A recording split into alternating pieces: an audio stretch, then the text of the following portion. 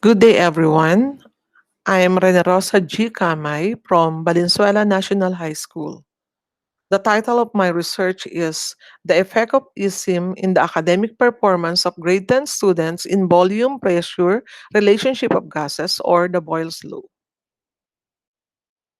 For the introduction, the eSIM, or Electronic Strategic Intervention Material, will give an opportunity to the teachers and students to explore in various ideas and concepts that will enrich their understanding of the subject matters and will sharpen students' competencies.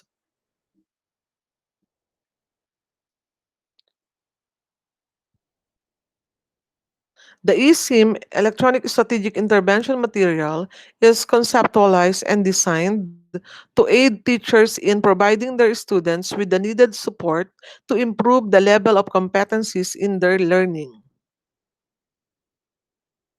Each intervention material contains 5 parts such as guide card, activity card, assessment card, enrichment card, and reference card.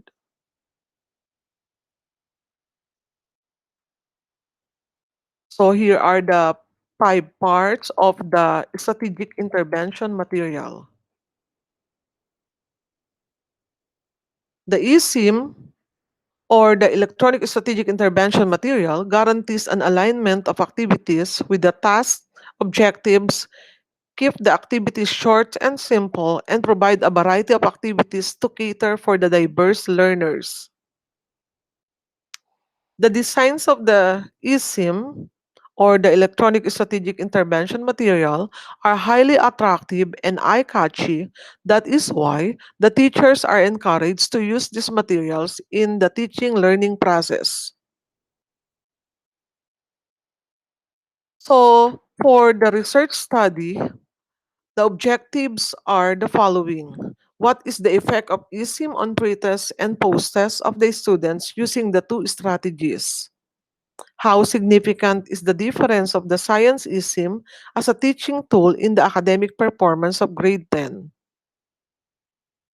For the methodology, the researcher used the experimental design to 25 students of 10 Hope, the experimental group, and the 25 students of 10 Generosity, the controlled group, as the respondents. The researcher conducted the pretest and post-test to evaluate the eSIM, used the weight mean to describe the score, and the t-test to find out the significant difference of the two groups of respondents. So this is the result now. From table 1, pretest versus the post-test for the controlled group.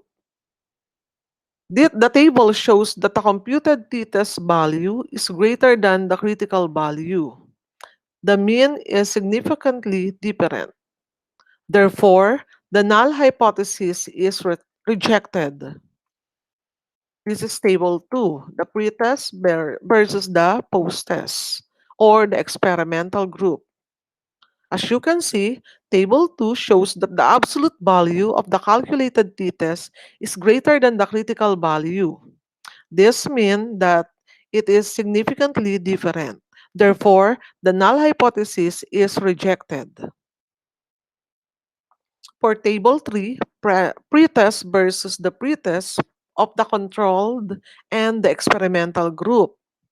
The table shows that the absolute value of the calculated t-test is smaller than the critical value. The mean is not significantly different. Therefore, the null hypothesis is accepted. Table 4, or the post-test versus the post-test of the controlled and experimental group. As you can see, the table, or table 4, shows that the absolute value of the calculated t-test is greater than the critical value. The mean is significantly different. Therefore, the null hypothesis is rejected.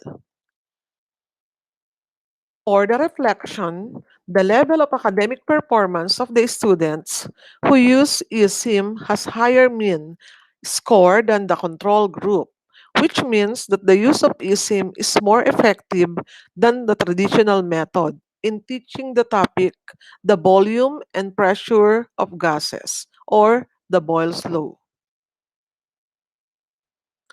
The researcher recommend the use of eSIM to improve the academic performance of students and also to encourage administrators, science supervisors, and teachers to use eSIM on the least mastered topics.